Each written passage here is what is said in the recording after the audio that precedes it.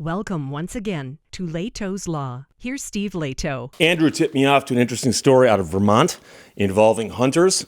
Poacher required to forfeit his car, his weapon, his hunting license, and he's been fined $2,800, and it has nothing to do with an actual animal. And now, we've heard about these stories before.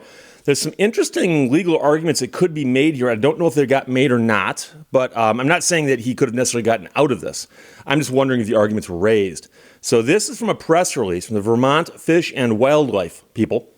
After a night investigation and a years-long court process, a Vermont poacher was mandated this week to forfeit his vehicle and weapon, in addition to prior fines and loss of hunting privileges, according to the Vermont Fish and Wildlife Department.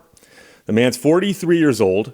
He was initially cited for deer jacking, which apparently is when you are out spotlighting, but you're doing that to work with the deer in a way that you can then harvest them. So it says here deer jacking is illegally shooting a deer at night. The citation followed an after-dark field operation by game wardens in October of 20 at multiple locations in the town of Johnson. During the field operation, game wardens witnessed an occupant of a Buick Regal use an artificial light to illuminate two deer facsimiles. These are not real deer. They are deer facsimiles. And they look real, by the way. I saw pictures. And those are lifelike model deer placed by game wardens to draw out poachers after the close of legal shooting hours or outside of the legal hunting season. Wardens watched as the suspect shot the buck facsimile with a crossbow. Although the suspect fled the scene when confronted, investigation led law enforcement to him. They seized his vehicle and subsequently executed a search warrant. So they had the time to go get the warrant. They went and got one, where they found the crossbow and they determined that it had been recently fired. So he was cited then in 2020, and in August of 2023 showed up in court. 5 charges. 1, taking big game by illegal means. 2, taking big game in closed season. 3, shooting from a motor vehicle. 4, shooting from a public highway. 5, possessing a cocked crossbow in a motor vehicle. So he must pay $2,877 in fines and will lose his privileges to hunt, fish, and trap for 3 years. In addition, the Superior Court mandated that he forfeit his 2011 Buick Regal and his crossbow. He had to forfeit those things because the argument is they were used during the commission of a crime. And the game warden says prosecuting law violators takes time. Catching a deer jacker in the act is one thing. Seeing justice served is an entirely different operation. Vermont hunters can be gratified to see this poacher forfeit his vehicle and weapon, in addition to his fine and loss of his hunting privileges for the next 3 years. And so here's the thing. Let's go backwards from the bottom of that list. Possessing a cocked crossbow in a motor vehicle. Well, that sounds like if that's what happened, he should be found for that.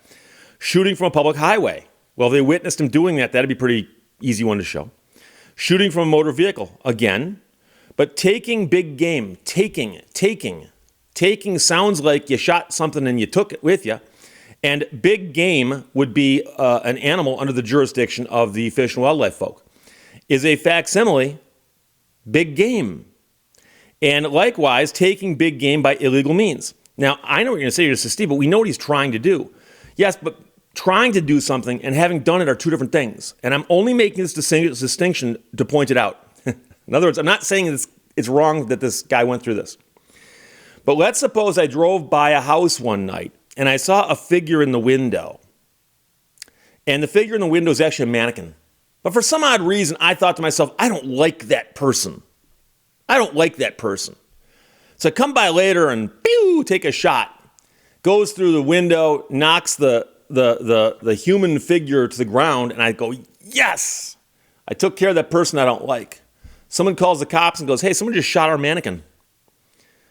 Is that murder? Is it attempted murder? Or is it none of the above? Because there's a concept in the law called impossibility. And impossibility is an old concept, goes way, way back, obviously, because I said it's old, double old squared.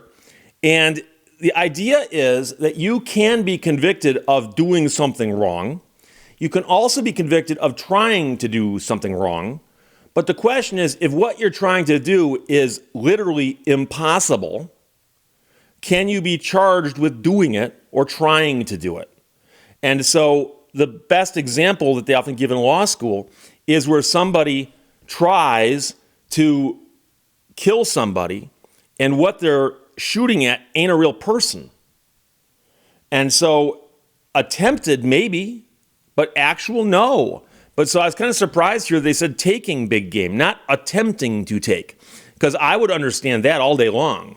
But the actual taking depends on, and this is the thing, it depends on the definition in the state of Vermont. So I don't know what that is. But apparently he was sentenced for these 5, and that's what they got him for. So again, I'm not saying what the guy did is right.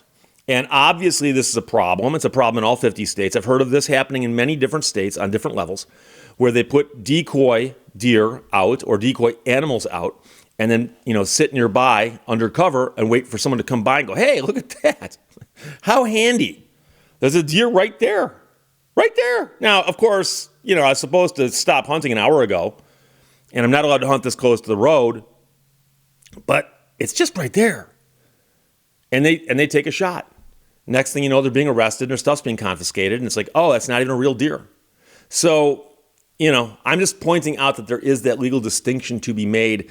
I can tell you that every fall I used to encounter hunters because there was hunting in one of the places I used to go mountain biking. And I'd mountain bike there year round, and every fall hunters would show up.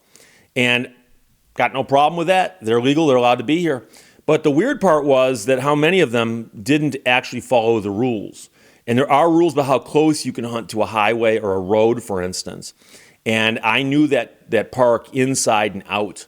And there were a couple spots where guys would literally just park their car on the road next to a trail and walk 20 feet in, set down a chair, and just sit there and wait for a deer to come by. And there were problems with their distances and so on. But here we've got a guy who's forfeited his car, $2,800, his weapon, and his rights to hunt, fish, and trap in the state of Vermont because he he took a shot at a facsimile deer, not a decoy, a facsimile deer. So there you go. Poacher required to forfeit his car, weapon, hunting license, and fined $2,800. That's from the press release from the Vermont Fish and Wildlife folk. Andrew sent it to me. Thanks a lot. Questions or comments, put them below. Let's talk to you later. Bye-bye. Thank you for watching Lehto's Law. Do not fear failure, but rather fear not trying.